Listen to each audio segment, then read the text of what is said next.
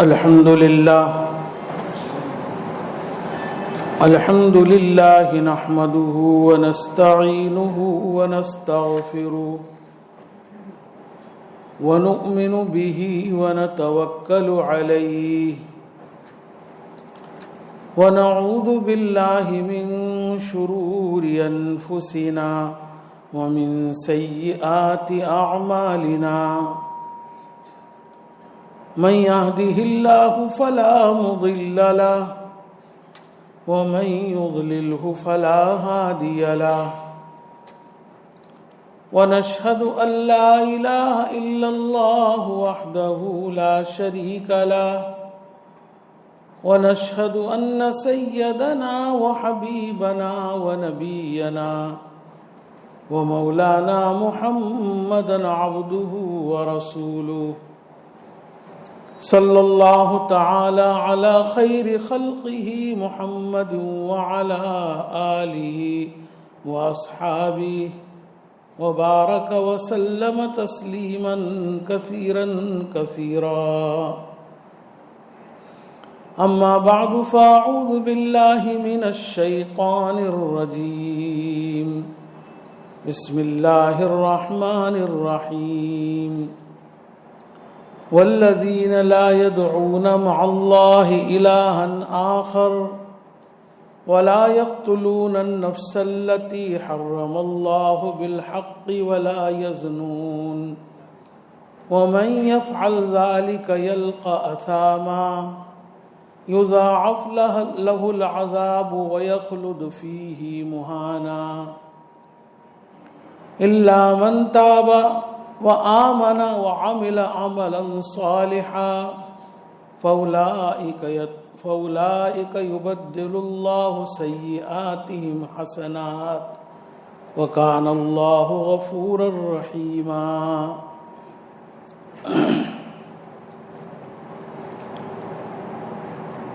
رمضان المبارک سے قبل کے متعدد مجالس میں رحمان کے بندوں کی صفات کے سلسلے میں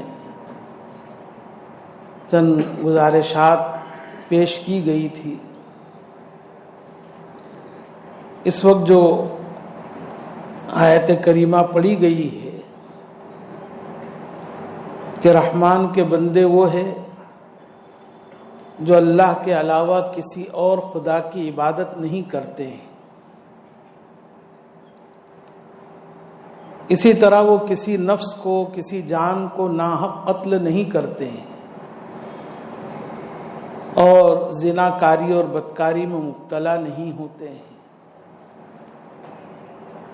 ان رحمان کی صفات پر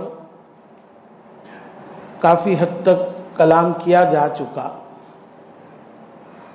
آگے اللہ تعالیٰ کا ارشاد ہے وَمَن يَفْعَلْ ذَلِكَ یلقا اثاما، کہ جو شخص ان گناہوں کا ارتکاب کرے گا،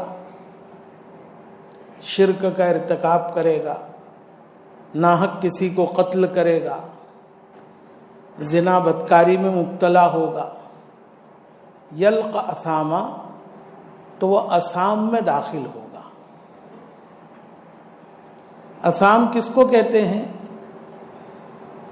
ایک ترجمہ تو اس کا کیا گیا کہ وہ ہلاکت میں پڑ جائے گا، اور ہلاکت کی جگہ وہ جہنم ہے. حافظ ابن کثیر رحمۃ اللہ علیہ نے متعدد اسلاف سے نقل کیا. ایک قول یہ ہے کہ اثام یہ جہنم کی ایک وادی کا نام ہے. جو لوگ ان گناہوں کا ارتکاب کریں گے وہ جہنم کی وادی میں چلے جائیں گے.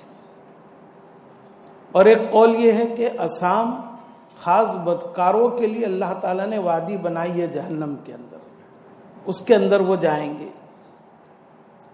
بہرحال مطلق ہلاکت اور جہنم یہ کیا انسان کے لیے، عذاب کے لیے کافی نہیں ہے کہ وہ جہنم کی مخصوص وادی اور ہولناک وادی ہو. یہی نہیں، چونکہ ان گناہوں کے ارتکاب کے ساتھ آدمی شرک بھی کر رہا ہے تو اللہ تعالیٰ فرماتا ہے یضاعف لہ العذاب، کئی کئی گنا عذاب اس کو دیا جائے گا۔ وَيَخْلُدُ فِيهِ مُهَانًا، اور جہنم کے اندر وہ ہمیشہ ہمیشہ رہے گا ذلیل و خوار ہو کر کے۔ تو جو ان گناہوں کا ارتکاب کرے گا وہ اسام یعنی ہلاکت میں پڑے گا، یا جہنم کی ایک مخصوص وادی کے اندر وہ چلا جائے گا، کئی کئی گناہ عذاب اس کو دیا جائے گا، اور ہمیشہ ہمیشہ وہ جہنم کے اندر رہے گا۔ حضرت لقمان حکیم رحمۃ اللہ علیہ نے اپنے بیٹے کو نصیحت فرمائی کہ بیٹا بدکاری میں مبتلا مت ہونا، اس کا اول خوف ہے، اور اس کا انجام اور نتیجہ ندامت ہے۔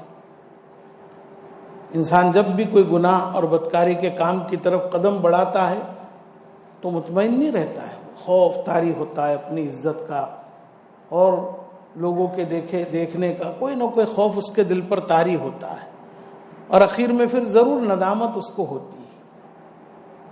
بہرحال یہ بڑے بڑے گناہ ہیں، اس سلسلے میں تفصیلات کچھ عرض کر دی گئی تھی، اور خصوصاً زناکاری اور بدکاری سے بچنے کے جو اسباب تھے، بدنگاہی وغیرہ، بے پردگی، اس پر بھی کچھ روشنی ڈالی گئی تھی۔ آگے اللہ تعالیٰ کا ارشاد ہے، مگر وہ شخص کہ جس نے کفر اور شرک سے توبہ کر لی، وآمنا اور ایمان لے آیا، وعمل عملا صالحا اور پھر توبہ کرنے کے بعد اپنی توبہ کی سچائی کو اس طور پر ثابت کیا کہ نیک عمل کرنے لگا، تو ایسے لوگ وہ ہوں گے کہ جن کی سیئات کو اللہ تعالی حسنات سے بدل دے گا، ان کی برائیوں کو اللہ تعالیٰ نیکیوں سے بدل دے گا۔ بے شک اللہ تعالیٰ مغفرت کرنے والا، رحم کرنے والا ہے۔ تو اس آیت سے معلوم ہوا کہ انسان شرک جیسا بڑا گناہ بھی کر لے، قتل بھی کر دے، زنا بھی کر لے، لیکن اللہ تعالیٰ کے دربار میں اگر شرک کیا ہے تو ایمان لائے، یہ شرک سے توبہ ہے، اور دیگر گناہوں سے بھی توبہ کرے، اور اس توبہ کو پختہ اور سچی بنائے عمل صالح کے ذریعے، تو اللہ تعالیٰ توبہ تو قبول کرے گا ہی، ساتھ میں جو سیئات اور برائیاں اس سے پہلے اس نے کی ہے اس کو بھی اللہ تبارک و تعالیٰ نیکیوں سے بدل دے گا۔ اب سیئات کو نیکیوں سے بدلنے کا کیا مطلب ہے؟ حافظ ابن کثیر رحمۃ اللہ علیہ نے علماء کے 2 قول اس سلسلے میں نقل کیے ہیں۔ ایک قول تو یہ ہے کہ جتنے بھی گناہ اس نے کیے ہیں اب اس کے بدلے میں وہ کوئی نہ کوئی نیکی کرے گا۔ مثلا اس نے شرک کیا تھا، اب ایمان لے آیا، تو اب اللہ تعالیٰ اس ایمان کی وجہ سے اس کے شرک کے گناہ کو معاف کر کے اس کی جگہ ایمان لکھ دیں گے۔ اگر اس نے اپنے شرک اور زمانے کفر میں کسی مسلمان کو قتل کیا تھا یا مسلمانوں کے ساتھ قتال کیا تھا، اب ایمان لانے کے بعد مسلمانوں کے ساتھ مل کر مشرکین سے قتال کر رہا ہے، تو وہ مسلمانوں کے قتال کے بدلے میں اب مشرکین کے ساتھ جو قتال کرے گا اللہ تعالیٰ وہ نیکی اس کی لکھ دے گا، تو وہ برائی کے بدلے نیکی آ گئی یا نہیں؟ اگر اس نے زمانہ جاہلیت میں جو ہے زناکاری بدکاری کیا تھا شرک کے زمانے میں، اور اب نکاح کرتا ہے باقاعدہ اور نکاح کے ذریعے سے اپنی شہوت پوری کرتا ہے، تو اس کے بدلے میں اللہ تبارک و تعالیٰ اجر لکھیں گے، نیکی لکھیں گے، صدقے کا ثواب ہو جائے گا۔ اس طرح ہر برائی کو جب اس نے چھوڑا ایمان کی وجہ سے اور اس کی جگہ نیک عمل کیا تو سیئات کی جگہ نیک اعمال آ جائیں گے۔ مفسرین کی دوسری جماعت اس بات کی قائل ہے کہ جب انسان سچے دل سے اپنے گناہ سے توبہ کر لیتا ہے، اب توبہ کر لینے سے تو اس کے وہ گناہ معاف ہو گئے سچی پکی پختہ توبہ سے، لیکن چونکہ وہ ایمان والا ہے تو ایک ایمان والے کو ضرور زندگی بھر تک اپنے کیے ہوئے گناہوں پر پچھتاوا اور ندامت ہوتی رہتی ہے۔ ایک مرتبہ صدق دل سے توبہ کر لی، گناہ معاف ہو گئے، لیکن اب جب وہ گناہ اس کو معاف یاد آئیں گے تب اس کو ندامت ہوگی، اور وہ کچھ نہ کچھ استغفار پڑھ ہی لے گا، تو اب جب اس کو وہ گناہ یاد آیا، ندامت ہوئی، استغفار پڑا، تو اب اس کے بدلے میں نیکی لکھی جائے گی۔ تو پہلے جو برائی تھی اس کے بدلے میں گویا نیکی، تو جتنی مرتبہ ندامت ہوگی اتنی مرتبہ نیکیاں لکھی جائے گی۔ اس طرح کرتے کرتے پہلے جو اس کا نام اعمال سیئات سے پر تھا، اب ان ندامتوں اور استغفار کی برکت سے وہ جو ہے حسنات سے اس کا نام اعمال بھر جائے گا۔ بہرحال اللہ تعالیٰ کا بڑا کرم ہے اس امت پر اور مسلمانوں پر کہ انسان گناہ کرے اور پھر ایک دفعہ توبہ کر لے اور بار بار اس کو ندامت آئے تو اس ندامت پر بھی پھر اس کو نیکیاں لکھی جاتی ہے۔ ایک روایت نقل کی ابن کثیر رحمۃ اللہ علیہ نے کہ جب آدمی سو جاتا ہے تو وہ فرشتہ جو انسان کی نیکیاں لکھتا ہے اور اس کے پاس اس کا نام اعمال ہوتا ہے، تو وہ شیطان سے کہتا ہے کہ بتلا اس بندے کے کون کون سے گناہ اور سیئات ہیں۔ تو وہ دیکھتا ہے کہ کچھ گناہ اس بندے نے کیے ہیں، تو اب اس ایک وہ جو نام اعمال میں اس نے نیکیاں لکھی ہے فرشتے نے، ایک نیکی کے بدلے میں وہ 10 نیکیاں لکھنا شروع کر دیتا ہے، ایک کے بدلے میں 10 نیکیاں لکھنا شروع کر دیتا ہے۔ اس لیے آپ نے فرمایا کہ جب تم سونے کا ارادہ کرو تو 33 مرتبہ سبحان اللہ، 33 مرتبہ الحمدللہ اور 34 مرتبہ اللہ اکبر پڑھ لیا کرو کہ یہ نیکیاں جو ہے کئی گناہ تمہاری زیادہ ہو جائے گی۔ 33 مرتبہ سبحان اللہ، 33 مرتبہ الحمدللہ، 34 مرتبہ اللہ اکبر۔ تو جب فرشتہ ان نیکیوں کو دیکھے گا تو ایک ایک کے بدلے میں 10 نیکیاں لکھتا رہے گا۔ شرط یہ ہے کہ انسان توبہ کر لے۔ اب توبہ کس کو کہتے ہیں؟ حضرت علی کرم اللہ وجہہ سے توبہ کے سلسلے میں چند ارکان منقول ہیں۔ پہلی شرط توبہ کی یہ ہے کہ آدمی جس گناہ کے اندر مبتلا ہے، جس گناہ کی اس کو عادت لگی ہوئی ہے، اس گناہ سے باہر آ جائے۔ گناہ کے اندر مشغول اور مبتلا رہتے ہوئے آدمی توبہ کرے گا تو توبہ کا تحقق اور ثبوت نہیں ہوگا۔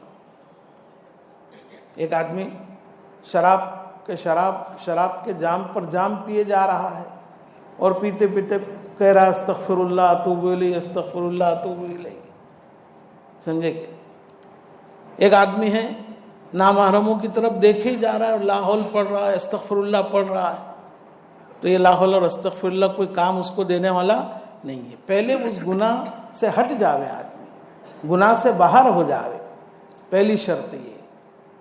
ایک مثال سے ہم سمجھ سکتے ہیں کہ ایک شخص غلاظت کے گڑھے میں گرا ہوا ہے، اب وہ کیسا ہے، کہتا ہے کہ بھی مجھے پاک کرو۔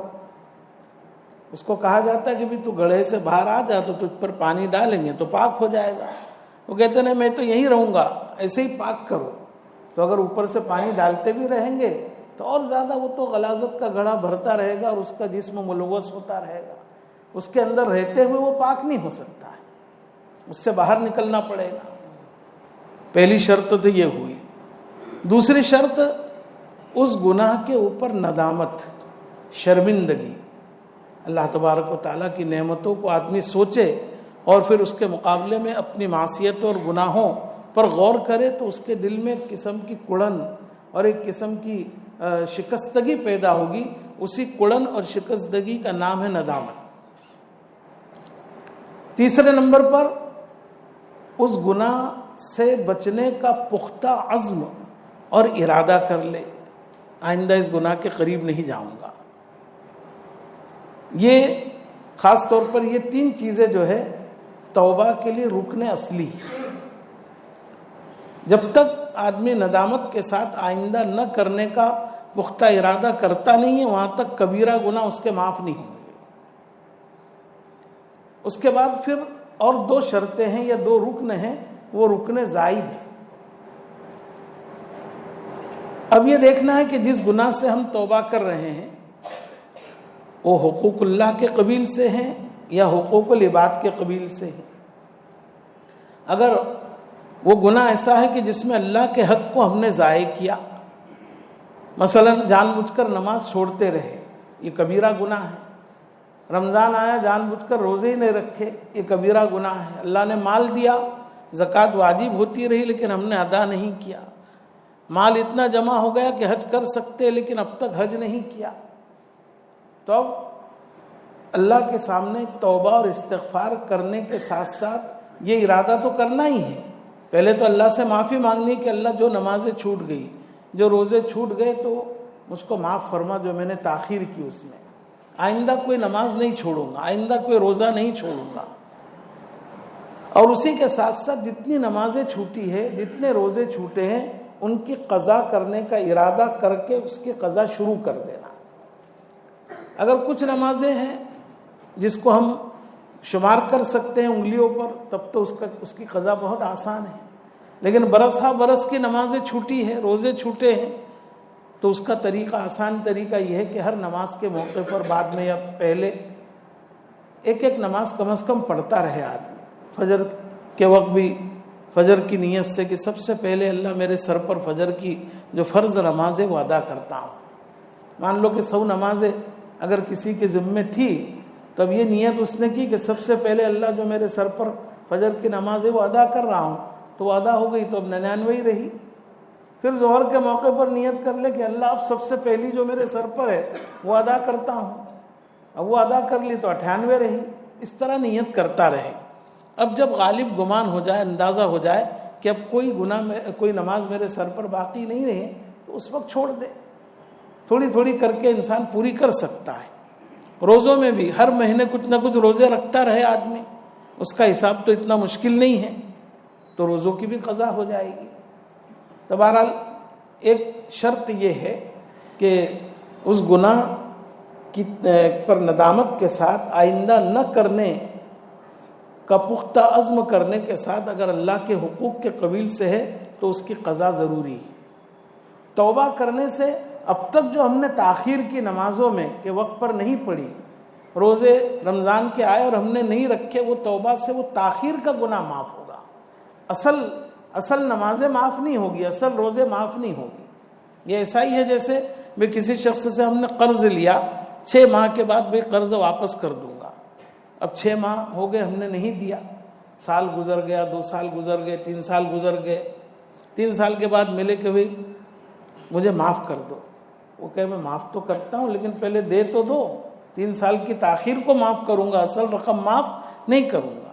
تو تاخیر کی معافی ہو سکتی ہے، اصل کی معافی نہیں ہو سکتی۔ تو یہ رکن بتلایا، چوتھا ہی رکن زائد ہے۔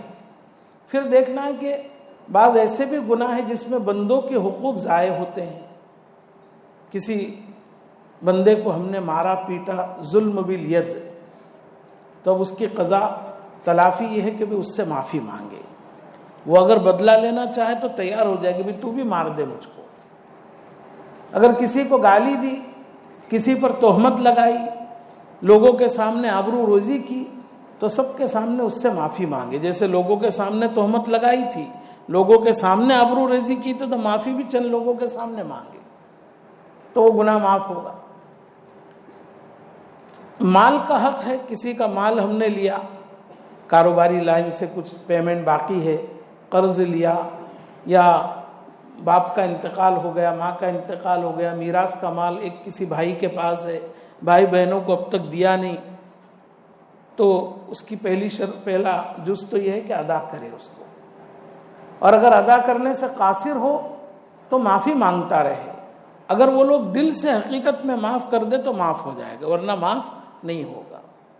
یہ چند چیزیں ہیں، گناہ سے باہر نکلنا، گناہ پر ندامت، آئندہ نہ کرنے کا پختہ عزم، اور حقوق اللہ کے قبیل کی چیزیں ہیں تو اس کی قضا، اور بندوں کے حقوق کے قبیل کی چیزیں ہے تو ان حقوق کا ادا کرنا یا ان سے معافی تلافی کر کے معاف کروا لینا۔ یہ چند شرطیں ہیں، اگر ان شرطوں کے ساتھ توبہ ہو گئی تو اللہ تبارک و تعالیٰ کتنا بھی بڑا گناہ گار ہو اس کی توبہ کو قبول فرما لے۔ ہمارے حضرت فقیہ الامت مفتی محمود صاحب محمود حسن گنگوئی رحمۃ اللہ علیہ کے مواعظ میں لکھا ہوا ہے، وحشی رضی اللہ تعالیٰ عنہ جنہوں نے حضرت حمزہ رضی اللہ تعالیٰ عنہ کو شہید کیا تھا غزوہ احد کے موقع پر، رسول اللہ صلی اللہ علیہ وسلم کی خدمت میں آئے اور عرض کیا کہ بہت بڑے بڑے گناہ میں نے کیے، آپ کے عزیز اور محترم چچا کو بھی میں نے قتل کر دیا، میرے لیے معافی کی کوئی گنجائش ہو سکتی ہے؟ اللہ تبارک و تعالیٰ بڑے کریم ہیں، قرآن پاک کی آیت نازل ہوئی، ان اللہ لا یغفر ان یشرک بہ ویغفر ما دون ذلک لمن یشاء۔ اللہ تعالیٰ شرک کرنے والے کو تو معاف نہیں کرے گا، لیکن شرک کے علاوہ جس کو چاہے گا اللہ تعالیٰ معاف کر دے گا۔ واشی نے کہا کہ اللہ تبارک و تعالیٰ نے مغفرت اپنی مشیت پر موقوف رکھی کہ شرک کرنے والوں کو تو اللہ معاف نہیں کرے گا، اس کے علاوہ جس کو چاہے گا معاف کر دے گا، اپنی مشیت پر موقوف ہے۔ اگر اللہ میاں نے میری مغفرت نہیں چاہی تو کیا ہوگا؟ پھر جس کو چاہے گا، میری نہیں چاہی تو پھر کیا ہوگا؟ وہی جہنم میں جلنا پڑے گا۔ اللہ تبارک حضور صلی اللہ علیہ وسلم نے توقف فرمایا، سکوت فرمایا۔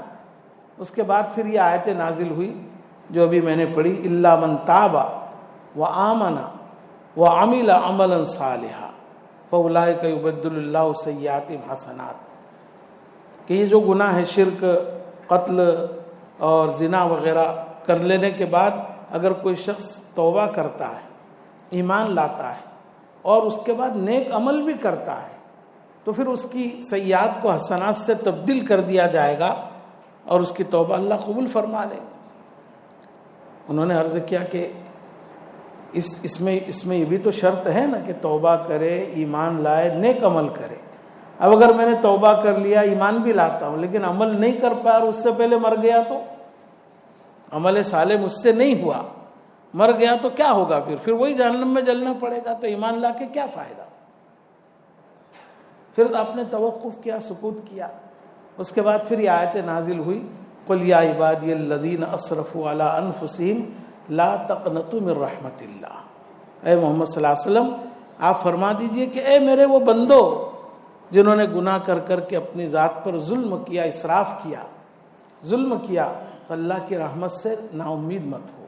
ان اللہ یغفر الذنوب جميعا، ان اللہ یغفر الذنوب جميعا، اللہ سارے گناہوں کو معاف کر دے گا۔ اب وحشی رضی اللہ عنہ نے ہاتھ بڑھایا کہ اب میں اسلام قبول کرتا ہوں۔ ان حضرات نے ہمارے لیے کتنی آسانی کر دی سوال کر کر کے کہ اللہ کے دربار میں نا امیدی چیز کی کوئی نا امید والی چیز کوئی ہے ہی نہیں اللہ تبارک و تعالیٰ کے دربار میں۔ بہرحال ایمان لے آئے، لیکن رسول اللہ صلی اللہ علیہ وسلم نے ان سے فرمایا کہ اگر تم یہ کام کر سکتے ہو کہ میری نگاہوں سے تم دور ہو جاؤ تو بہت اچھا، اس لیے کہ جب جب میں تم کو دیکھوں گا اپنے چچا کی یاد آئے گی، میرا زخم تازہ ہوگا تو نبوت کا جو فیضان ہے وہ رک جائے گا۔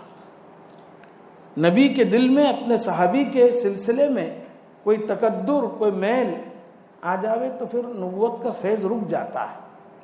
اس لیے رسول اللہ صلی اللہ علیہ وسلم نے اپنے صحابہ سے فرمایا تھا کہ جب میں تمہارے پاس آؤں تو اس طرح ہونا چاہیے کہ میرا دل تمہارے تعلق سے پاک ہو، صاف ہو۔ اس لیے حضرات مشائخ اعظام کے ہاں بھی اس کا بڑا اہتمام ہوتا ہے کہ بھئی شیخ کے دل میں بھی اپنے مریدین کے تعلق سے کوئی کھوٹ اور کوئی ناراضگی اور کوئی تکدر نہیں ہونا چاہیے، ورنہ اس سے بھی فیض رک جاتا ہے۔ بہرحال وہاں تو حضرات صحابہ کرام اثر تاپا اطاعت تھے۔ ہمارے جیسا کوئی ہوتا تو کہتے ہیں رسول اللہ یہ کیسے ہو سکتا ہے، زندگی بھر تو آپ کا دشمن رہا اور اب ایمان لایا تو کہ آپ سے دور ہو جاؤں؟ کوشش کرے کہ میں آپ کی زیارت کر سکوں، لیکن بس اللہ کے رسول نے ایک بات فرما دی، ایسا کر سکتے ہو تو ضرور کر لو۔ چنانچہ اسی وقت رخت سفر باندھ لیا اور یمامہ کی طرف روانہ ہو گئے، اور یا اس میں اور زندگی بھر تک پھر رسول اللہ صلی اللہ علیہ وسلم کو اپنا چہرہ نہیں دکھایا۔ رسول اللہ صلی اللہ علیہ وسلم کی زندگی کے آخری ایام میں مسیلمہ کذاب، مسیلمہ تو اس کا نام تھا اور کذاب اس کی صفت ہے، بہت بڑا جھوٹا جس نے نبوت کا دعویٰ کیا تھا۔ حضرت ابوبکر صدیق رضی اللہ عنہ نے اس کے مقابلے کے لیے ایک قافلہ روانہ کیا اور مسیلمہ کذاب کو حضرت وحشی نے پھر قتل کیا۔ تو وہ لوگوں کو کہا کرتے تھے کہ اپنے کفر کے زمانے میں نے اسلام کی بہترین شخصیت کو شہید کیا تھا، یعنی حضرت حمزہ رضی اللہ عنہ، اپنے کفر کے زمانے میں اسلام کی بہترین شخصیت کو میں نے شہید کیا تھا، اور میں نے اپنے اسلام کے زمانے میں کفر کے بدترین شخص کو قتل کیا، تلک بتلکا، تو اس کا بدلہ اس سے ادا ہو گیا۔ کفر کے زمانے میں سید الشہداء عم رسول حضور صلی اللہ علیہ وسلم کے چچا، ان کو شہید کیا تھا، اور اپنے اسلام کے زمانے میں نبوت کا جھوٹا مدعی مسیلمہ کذاب کو میں نے قتل کیا۔ تو بہرحال اللہ تبارک و تعالیٰ نے بڑے سے بڑے گناہگار کی مغفرت کا وعدہ فرمایا ہے، تو توبہ کے لیے یہ شرائط رکھے ہیں۔ امام قرطبی رحمۃ اللہ علیہ فرماتے ہیں کہ توبہ کے اندر 4 چیزیں ضروری، مشہور مفسر ہے امام قرطبی کہ توبہ کے لیے 4 شرطیں ہیں۔ پہلی چیز الاستغفار باللسان، زبان سے استغفار، کثرت سے استغفر اللہ من کل ذنب واتوب الیہ، الاستغفار باللسان۔ دوسری شرط والاقلاع بالابدان، اپنے بدن اور اعضاء کو گناہ سے دور کر دینا، الاقلاع بالابدان، بدنوں کو اور اعضاء کو اپنے آپ کو گناہ سے دور کر دینا، اس سے بچا لینا۔ تیسرا وہ ازمار و ترک العود بالجنان، وہ ازمار و ترک العود بالجنان، کہ دل سے اس گناہ کے قریب نہ جانے کا پختہ ارادہ، دل سے پختہ ارادہ کر لے کہ اب اس گناہ کے قریب نہیں جاؤں گا۔ اور چوتھا وہ مہاجرت سوء الاخوان، برے دوستوں سے اپنے آپ کو، برے دوستوں کی دوستی سے اپنے آپ کو بچانا۔ یہ 4 چیزیں، زبان سے استغفار، بدنوں اور اعضاء سے گناہ سے جدائی، اور دل سے گناہ نہ کرنے کا پختہ عہد، اور برے ساتھی اور برے دوستوں کی بری دوستی سے اپنے آپ کو بچانا، یہ 4 چیزیں کرے گا آدمی تو توبہ کا تحقق اور ثبوت ہو جائے گا۔